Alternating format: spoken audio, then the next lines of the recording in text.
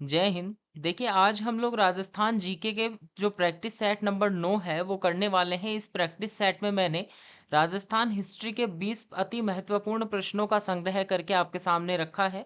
ये जो प्रश्न है ये अभी लेटेस्ट एग्जाम्स में आए हुए हैं, तो बहुत ही महत्वपूर्ण हो जाते हैं। आप लोग वीडियो को एंड तक देखिएगा। क्लास में आप लोगों को 20 में से जितना भी स्कोर मिले, मतलब 20 में से अगर आपके 15 प्रश्न सही होते हैं तो आप 15 जो है वो कमेंट सेक्शन में लिख दीजिएगा। देखते हैं कौन कितने ज़्यादा प्रश्न सही कर पाता है। बिना किसी टाइम वेस्ट के हम अपनी क्लास स्टार्ट करते हैं। सबसे पहला प्रश्न पढ़ते हैं कि निम्नलिखित में से मारवाड़ का ऐसा कौन सा दुर्ग है जो 1562 ईस्वी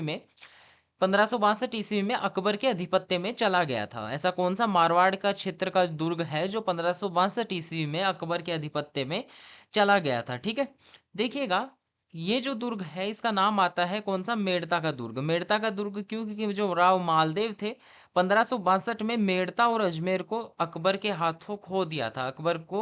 अकबर से पराजित हो गए थे और मेड़ता और जो अजमेर था वो अकबर के अधिपत्य में चला गया था 1562 ईस्वी के प्रारंभ में। अगले प्रश्न पे चलते हैं। प्रश्न संख्या 2 देखिएगा। मारवाड़ के किस शासक ने 1658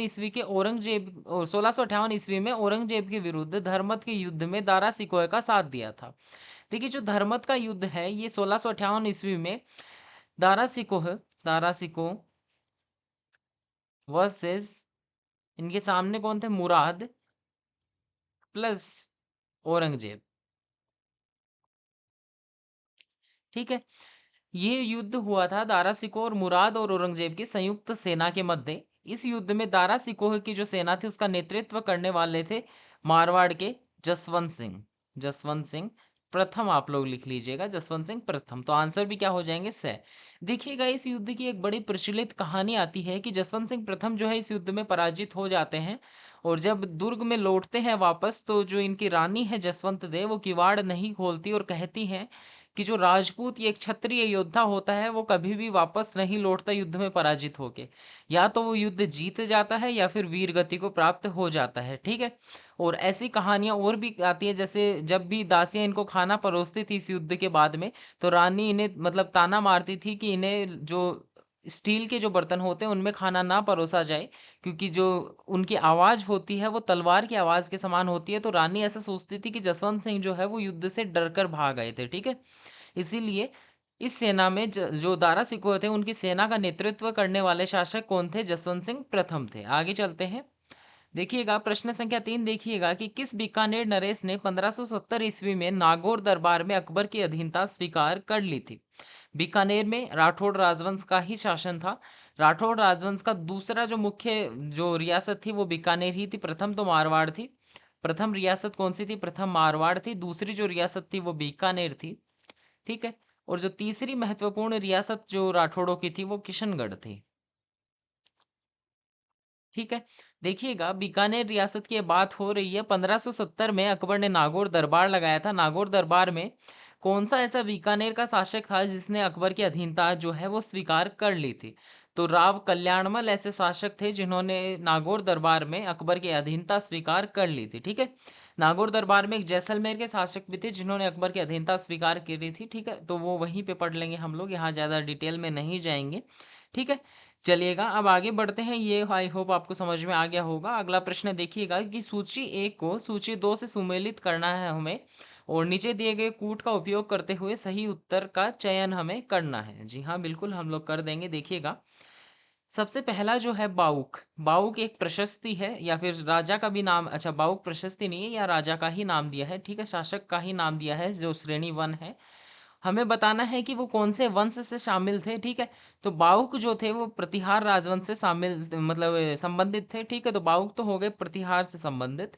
राव सिंहा जो थे वो राठौड़ों के मूल पुरुष थे, यानी कि राठौड़, माफ कीजिएगा, जो राठौड़ों का राजवंश था उसके संस्थापक थे। कौन? राव सिंहा। तो राठौड़ ही होंगे ना ऑब्वियसली। ठीक है, तो राव सिंहा का जो संबंध आता है वो राठौड़ से आता है। बप्पा रावल का संबंध गुहिल यानी कि मेवाड़ जो राजवंश था वो उससे आता है।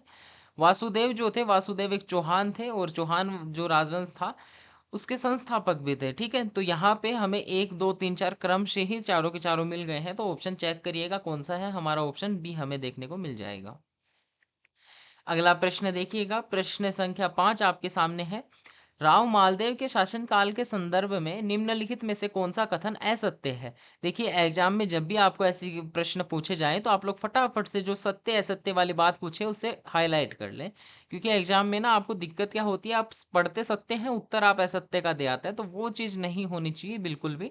इसीलिए आप लोग बड़े ध्यान से और सोच समझ के उत्तर दें। देखिएगा, सबसे पहला जो बात कही गई है वो पढ़ते हैं कि राव मालदेव ने भाद्राजूण, नागौर, मेड़ता, अजमेर, सिवाना और जालोर पर अधिकार कर लिया था। बिल्कुल सही बात है। सबसे पहली जो विजय थी वो भाद्राजूण विजय थी, ये याद रखिएगा। ठीक है, पहली विजय क्लियर है। अब देखिएगा, इसमें ना एक चीज है कि मेड़ता पे आक्रमण क्यों किया इन्होंने, किया था एक हाथी था, ठीक है, जो इन्होंने जीता था। अब वो मेड़ता के वीरमदेव थे, ठीक, मेड़ता के शासक कौन थे? वीरमदेव थे। वीरमदेव को दिया था कि भाई तुम ले जाके इसको मेहरानगढ़ पहुंचा देना, ठीक है, मेहरानगढ़ पहुंचा देना। वीरमदेव थोड़ा, ठीक है, अपने आप को बड़ा समझता था, तो उन्होंने क्या किया, वो हाथी जो है वो अपने पास में ही रख लिया, न कि मेहरानगढ़ पहुंचाया। तो इसी कारण से जो मालदेव थे उन्होंने वीरमदेव पर आक्रमण किया, मेड़ता को जीत लिया था, ठीक है। दूसरा कथन दिया गया है कि राव मालदेव ने 1544 ईस्वी के गिरी सुमेल के युद्ध में शेरशाह सूरी को पराजित करके जोधपुर पर अपनी सत्ता बनाए रखी थी। बहुत गलत बात है, बहुत गलत बात है, क्योंकि ऐसा तो मैंने कभी पढ़ा ही नहीं। यहाँ पे टिक नहीं करना चाहिए, ठीक है, वरना आप सोचेंगे ये आंसर हो गया। नहीं, ये वाली बात सत्य है, ये असत्य है, जो कि हमारा आंसर हो जाएगी, ठीक है। 1544 ईस्वी के गिरी सुमेल के युद्ध में ना जो मालदेव थे वो पराजित हो गए थे शेरशाह सूरी के हाथों, ठीक है, तो ये याद रखिएगा। चलिए आगे चलते हैं। आगे तीसरा हमें ऑप्शन दिया है, राव मालदेव ने हुमायूं को सहायता की पेशकश की लेकिन शेरशाह के दबाव में सहयोग नहीं दिया। ठीक है, ये बात भी सत्य है। चौथी चीज, राव मालदेव ने मेवाड़ के उदय सिंह की सहायता कर बनवीर को हटाया और उन्हें चित्तौड़ की गद्दी गद्दी पर बैठाया। बिल्कुल सही बात है। आगे चलते हैं, चलिएगा। प्रश्न संख्या 6 देखिएगा कि राव सातल के शासनकाल के संदर्भ में, राव सातल जो थे, राव सातल देव भी इनका नाम है, इनके शासनकाल के संदर्भ में निम्नलिखित में से कौन सा जो कथन है वो सही नहीं है? माफ कीजिएगा, सही है। इसी प्रकार से हम लोग इसे हाईलाइट कर लेते हैं, ठीक है। अब समझिएगा, इसको आप लोग बड़ा हाईलाइट करके रखिएगा कि हमें नहीं वाला पूछा है, ठीक है। चलिए अब आगे देखिए, राव सातल ने अजमेर के हाकिम मल्लू खां को पराजित कर अपने भाई वर सिंह को मुक्त करवाया और सातलमेर बसाया। बिल्कुल सही बात है, और यही हमारा आंसर हो जाएगी, ठीक है। राव सातल ने क्या किया था? अजमेर के हाकिम थे मल्लू खां, जिन्हें पराजित करके अपने भाई को मुक्त करवाया था और सातलमेर शहर बसाया था। बिल्कुल सही बात है, यही हमारा आंसर हो जाएगा, ठीक है। आगे देखिएगा, आगे हम लोगों को क्या बोला गया है, दूसरी चीज कि राव सातल ने पीपाड़ के युद्ध में मल्लू खां को हराया, जिसके बाद जोधपुर में घुड़ला त्योहार बंद हो गया। ऐसा नहीं है, घुड़ला त्योहार जो है वो शुरू हुआ था कब? जब घुड़ले खां जो सेनापति था, एक सेकंड यहाँ लिखता हूं मैं नाम, घुड़ले खां, इन्होंने क्या किया था, मारवाड़ से कन्याओं का अपहरण कर लिया था, जिस कारण से सातल देव ने इन पर आक्रमण किया, इन्हें पराजित किया। इनकी पुत्री थी गिंदोली, जिनसे विवाह किया, और तत्पश्चात गिंदोली के कहने पे जो मारवाड़ था वहां पे घुड़ला जो उत्सव था उसका प्रारंभ किया गया। तो ये बंद नहीं हुआ था, आज भी मनाया जाता है, तो ये बात तो गलत हो गई। राव सातल की जो मृत्यु है 1492 ईस्वी में कोसाणे के युद्ध में हुई थी, जिसके बाद मारवाड़ में गौरी और ईश्वर दोनों की पूजा शुरू हो गई। तीसरी जो बात है ये भी गलत बात है, ठीक है, तीसरी बात भी गलत बात है। आगे देखिए, राव सातल ने बीकानेर के राव बीका के साथ मिलकर मल्लू खां को पराजित किया और जोधपुर पर अधिकार कर लिया। ये बात गलत है, ठीक है, ठीक है। पहला जो हमारा है वो सही हो जाएगा, हमारा आंसर भी वही रहेगा, ठीक है। राव जोधा के शासनकाल के संदर्भ में निम्नलिखित में से कौन सी बात सही नहीं है? इसको वापस से हाईलाइट करेंगे, नहीं वाली बात पूछी है, ठीक है। देखिएगा, पहला है, राव जोधा ने 1459 ईस्वी में जोधपुर को अपनी नई राजधानी बनाया और मेहरानगढ़ दुर्ग का निर्माण करवाया, जो कि बिल्कुल सत्य बात है, तो ये बात तो हमारी सत्य हो गई। दूसरा है, राव जोधा ने मेवाड़ से संधि के लिए अपनी पुत्री श्रृंगार देवी का विवाह महाराणा कुंभा के पुत्र रायमल के साथ किया। बिल्कुल सही बात है। देखिएगा, हुआ क्या था, जब कुंभा शासक बने थे, कुंभा जो शासक बने थे, तो कुंभा ने राव जोधा को मेवाड़ से भगा दिया था, और जो जोधा थे वो दर दर भटक रहे थे। उसके बाद में मेवाड़ और मारवाड़ के मध्य संधि होती है, जिसके संधि के तहत मेवाड़ और मारवाड़ की सीमा का निर्धारण होता है। और जो जोधा थे उन्होंने अपनी एक पुत्री थी श्रृंगार देवी, जिनका विवाह कुंभा के पुत्र रायमल के साथ में किया था। तीसरा है ऑप्शन हमारा, राव जोधा को मारवाड़ में सामंत प्रथा का वास्तविक संस्थापक कहा जाता है। ये बात भी सत्य है। आप लोग मध्यकालीन प्रशासनिक व्यवस्था, अगर आपके सिलेबस में टॉपिक है तो वहाँ आप लोग ये चीज़ पढ़ेंगे। राव जोधा ने अपने ज्येष्ठ पुत्र निम्बा को उत्तराधिकारी घोषित किया, जो उसके जीवन काल में ही मृत्यु को प्राप्त हो गया। ये बात गलत है, तो यही हमारा आंसर हो जाएगी। ठीक है, निम्बा की मृत्यु जोधा के जीवन काल में हुई थी, लेकिन यह नहीं कहा गया है कि उसे उत्तराधिकारी घोषित किया गया था। ठीक है, मृत्यु तो हुई थी, लेकिन यह बात कहीं नहीं मिलती कि राव जोधा ने निम्बा को उत्तराधिकारी घोषित किया था। ठीक है, चलिएगा आगे चलते हैं। इन्होंने क्या किया था, इन्होंने जसमादे हाड़ी के प्रभाव में आकर क्या किया था, जो सातल देव थे उनको अपना उत्तराधिकारी घोषित किया था, न कि निम्बा को। अब रावचूड़ा के शासनकाल के संदर्भ में निम्नलिखित में से कौन सा असत्य बताना है, वापस से आप लोग क्या करेंगे, हाईलाइट करेंगे। देखिएगा, अभी ये जो प्रश्न है ना, ये बहुत इंपॉर्टेंट हो जाता है, क्योंकि ये किसी एग्जाम में अभी तक नहीं आए हुए। लेकिन इनमें क्या होता है, इनमें आप बहुत विस्तृत जो सिलेबस है वो कवर कर सकते हैं। इसीलिए मैं हर प्रैक्टिस सेट में लगभग 4 से 5 ऐसे प्रश्न रखता हूँ, जिससे आप लोगों का जो शासक है वो कंप्लीट पढ़ लिया जाए आपने। अब देखिए, अगर एक ऑप्शन को उठाएं तो एक प्रश्न बन सकता है। ठीक है, तो इससे अच्छा है ना कि हम लोग इसी प्रकार के कुछ एक प्रश्न हल करें, जिससे आप लोगों के बहुत सारे प्रश्न कवर हो जाएं। ठीक है, अगला प्रश्न है हमारा, रावचूड़ा के शासनकाल के संदर्भ में हमें असत्य घटना बतानी है। तो देखिएगा, रावचूड़ा ने मंडोर को राठौड़ों की राजधानी बनाया और नाडोल डीडवाना नागौर तक राज्य विस्तार किया। बिल्कुल सही बात है। रावचूड़ा ने अपनी पुत्री हंसाबाई का विवाह मेवाड़ के राणा लाखा से किया। ये बात भी सत्य है। ठीक है, रावचूड़ा ने अपनी पुत्री जो है उसका विवाह किसके साथ में किया, राणा लाखा के साथ में किया था। इंदा परिहार नहीं होगा भाई, इंदा प्रतिहार है ये, यहाँ लिखते रुकिएगा, इंदा प्रतिहार, प्रतिहार। ठीक है, चलिए। इंदा प्रतिहार ने मंडोर को यवनों से छीनकर रावचूड़ा को दहेज में दिया और उसे अपना सामंत बनाया। ये बात भी कही जाती है, तो ये बात भी सत्य हो गई। चौथा ऑप्शन है ऑटोमेटिक हमारा आंसर हो जाएगा, असत्य ही होगा। पहले ही पता है, क्योंकि 3 सही हो चुके हैं, तो चौथा गलत ही होगा। देखिएगा, फिर भी पढ़ते हैं। रावचूड़ा ने अपनी रानी किशोरी देवी के पुत्र सत्ताजी को उत्तराधिकारी घोषित किया, जो कि अंधा था। देखिएगा, रावचूड़ा ने किशोरी देवी के पुत्र कान्हा को उत्तराधिकारी बनाया था। ठीक है, कान्हा को उत्तराधिकारी घोषित किया था, न कि किसने, न कि अभी यहाँ पे हमें क्या मिला, सत्ताजी को नहीं बना के कान्हा को उत्तराधिकारी घोषित किया था, कान्हा को किया था। ठीक है, चलिए आगे चलते हैं। प्रश्न संख्या 9 देखिएगा, राठौड़ों की उत्पत्ति के संदर्भ में निम्नलिखित में से कौन सा मत नैणसी, जोधपुर राज्य की ख्यात पृथ्वीराज रासो, कर्नल टोड और दयालदासरी ख्यात द्वारा समर्थित है। मतलब इतने सारे वोट किस पक्ष में पड़े हैं। ठीक है, किस पक्ष में पड़े हैं, कि राठौड़ों की उत्पत्ति के संदर्भ वाले जो वोट हैं वो किस में पड़े हैं। देखिएगा, सबसे पहले राठौड़ जो है वो हिरण्यकश्यप की संतान थे, नहीं, इन पांचों ने ये बात नहीं कही है। दूसरा, राठौड़ कन्नौज के गहड़वाल जयचंद्र के पुत्र सिंहा द्वारा 13वीं सदी में स्थापित हुए थे। बिल्कुल सही बात है, यही हमारा आंसर हो जाएगी। अगला प्रश्न देखिएगा, राजस्थान में किसे बहादुरी, आत्मसम्मान और बलिदान के प्रतीक के रूप में याद किया जाता है। निम्नलिखित विकल्पों में से सर्वाधिक उपयुक्त विकल्प चुनना है हम लोगों को। ठीक है, किसे बहादुरी के लिए, आत्मसम्मान के लिए और बलिदान के प्रतीक के रूप में याद किया जाता है, तो इसका आंसर हो जाएगा अमर सिंह राठौड़ को। क्लियर है सभी को, अमर सिंह राठौड़ इसका आंसर हो जाएंगे। अगले प्रश्न पे चलते हैं।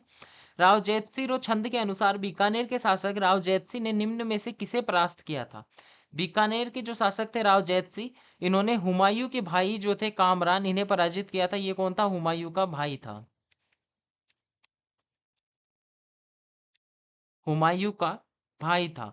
जो राव जैतसिंह थे उन्होंने कामरान को पराजित किया था। ठीक है, कामरान कौन था, कामरान था हुमायूं का भाई था। क्लियर है सभी को, चलिए आगे चलते हैं, अगले प्रश्न पे बढ़ते हैं। मारवाड़ के राव चुंडा के संदर्भ में निम्नलिखित कथनों पर विचार करना है और निम्नलिखित में से सही जो विकल्प है उसका चयन करना है। पहला है, राव चुंडा को मंडोर दहेज में प्राप्त हुआ था। सही बात है, हमने अभी अभी पढ़ी है। राव चुंडा की मृत्यु के तुरंत पश्चात राव रणमल गद्दी पर आसीन हुआ था। ये बात सही नहीं है। ठीक है, राव दूसरी जो बात है वो सही नहीं है, क्योंकि इन्होंने कान्हा को अपना उत्तराधिकारी घोषित किया था। लेकिन जो कान्हा है वो मात्र 11 माह का राज कर सका, उसके बाद में उसकी जो मृत्यु हो गई। फिर चुंडा का जो ज्येष्ठ पुत्र है जिनका नाम रणमल था, वो जो है वो राजगद्दी पर बैठा था। ठीक है, तो ये जो है यहाँ पे क्या कहा गया है, यहाँ पे कहा गया है कि राव जो है चुंडा जो है उनके तुरंत बाद में रणमल जो गद्दी पर बैठा था, ये ही तो बात कही गई है, लेकिन ये तो गलत है। तो फिर सही बात क्या है, सही बात ये है कि कान्हा गद्दी पे बैठे थे, उसके बाद में जो रणमल है वो गद्दी पे बैठे थे। तो ये बात तो गलत हो गई, तो केवल ए सत्य है, हमारा ऑप्शन ए सही हो जाएगा। अगला प्रश्न देखिए, 1715 ईस्वी में मारवाड़ के अजीत सिंह ने अपनी पुत्री इंद्र कुंवरी का विवाह किस मुगल सम्राट के साथ में किया था? तो फर्रुख सिंहर के साथ में इन्होंने किया था। और ये जो है ये अंतिम अंतिम मुगल राजपूत विवाह, ठीक है। ये जो था, ये विवाह जो था, ये अंतिम राजपूत मुगल विवाह था और दबाव में आकर इन्होंने अपनी पुत्री इंद्र कुंवरी का विवाह किया था। यहाँ पे राजपूत रहता कि आप लोग मारवाड़ लिख लीजिए, ज्यादा बेटर रहेगा, मुगल मारवाड़, ठीक है। देखिएगा, इन्होंने ना दबाव में आकर अपनी पुत्री इंद्र कुंवरी का विवाह किया था। फिर फर्रुख सिंहर की जब हत्या कर दी गई तो उनमें सबसे बड़ा हाथ भी अजीत सिंह का ही था, ठीक है। इंद्र कुंवरी को वापस लेके आए थे, उसके बाद में इनका शुद्धिकरण किया था और फिर वापस से हिंदू धर्म के अनुसार किसी क्षत्रिय युवक से इनका विवाह करवा दिया गया था। प्रश्न संख्या 14 देखिएगा कि कॉलम 1 में राजवंश का, कॉलम 2 में संस्थापक के साथ में हमें मिलान करना है। चलिए मिलान करते हैं। देखिए, राठौड़ों के जो संस्थापक थे वो कौन थे? राव सिंहा थे। तो पहला जो हो जाएगा इसका हमारा चौथा वाला ऑप्शन हो जाएगा। चौहान राजवंश के संस्थापक कौन थे? चौहान राजवंश के संस्थापक वासुदेव चौहान थे। तो ये हमारा तीसरा ऑप्शन हो जाएगा। जाट राजवंश के संस्थापक कौन थे? चूड़ामन थे। तो पहला हो जाएगा।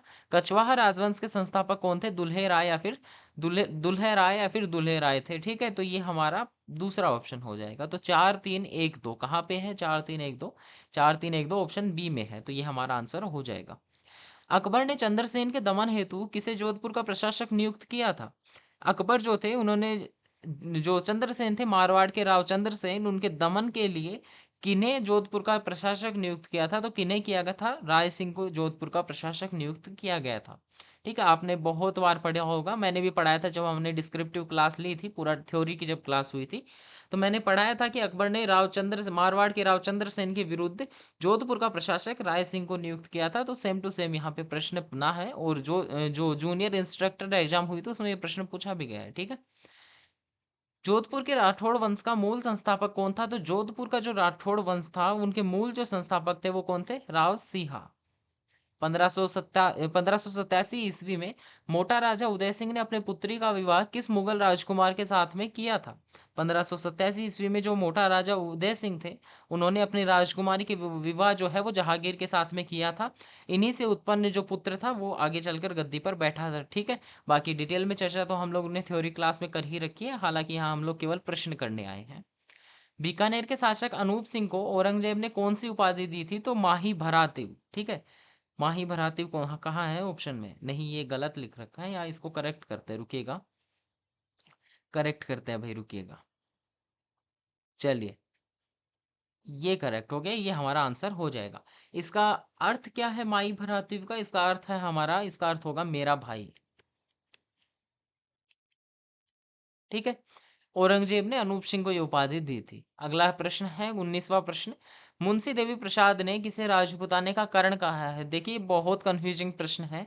राजपुताने का करण अगर पूछ लिया जाए तो मुंशी देवी प्रसाद ने कहा है, और किसे कहा है? राय सिंह को जो है कहा गया है। लेकिन अगर कलयुग का कर्ण पूछ लिया जाए, कलयुग का कर्ण, तो ये किसे कहा गया है? ये लूणकरण को कहा गया है। तो बड़ा कंफ्यूजिंग प्रश्न है, याद रखिएगा कि राजपुताने का करण पूछे तो राय सिंह हो जाएंगे, जबकि कलयुग का करण पूछे तो लूणकरण हो जाएंगे।